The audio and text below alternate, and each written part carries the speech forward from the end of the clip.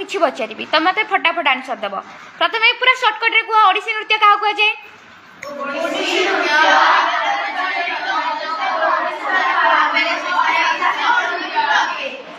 ओडिसी नृत्य ओडिशा रे प्रचलित एवं ओडिशा रो आरंभ एक शास्त्रीय नृत्य अटे तेबे जो आमर जो ओडिसी नृत्य प्रथमे केबे मान्यता पाइथिला ओडिसी नृत्य आमे पूर्व काल रे केउ केउ स्थान रे आमे देखिले बोली आमे जानि परिले जे ओडिसी नृत्य पूर्व काल रो आसी अछि को जगह रे रानी गुंफा स्वर्गपुरी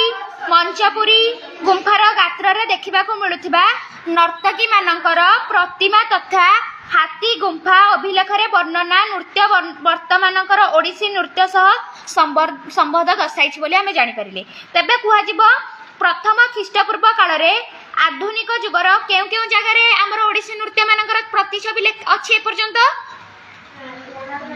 हां को भुवनेश्वर स्थित खंडगिरी उदयगिरी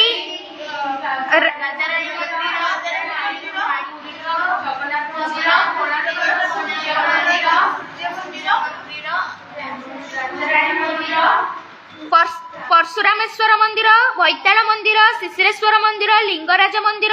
मेघेश्वर मंदिर पुरीर जगन्नाथ मंदिर एवं कोणार्कर सूर्य मंदिर बहिर्भाग रे खोदित नर्तकी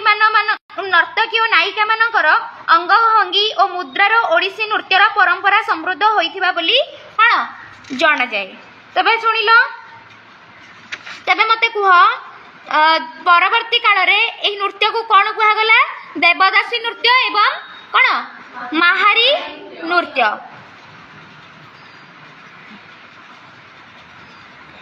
एही ओडिसी नृत्यर पदक्षेप रे केउ केउ विशिष्ट गुरु माने प्रथमे आम लोकलोचन को भल भाव ओडिसी नृत्य को आनी कौन केउ माने श्रीजुक्त नृत्य गुरु कालीचरण पट्टनायक पंकचरण दास देवप्रसाद दास एवं केलुचरण महापात्र भूमिका कौन आम ओडिसी नृत्य रे अन्यतम एही नृत्य रे पखौज बेहेला गिनी झांझ बंसी आदि वाद्ययंत्र कौन व्यवहार करा जाए तेबे आमे आज कंप्लीट कले सबु ओडिसी नृत्यर थियोरी समस्ते भल से प्रैक्टिस करिवो मु कोन कहली समस्ते भल से प्रैक्टिस करिवो ओके एठी हम थियोरी क्लास कोन फिनिश्ड तापर आमे प्रैक्टिकल करिबा प्रैक्टिकल ले कोन कोन जीवो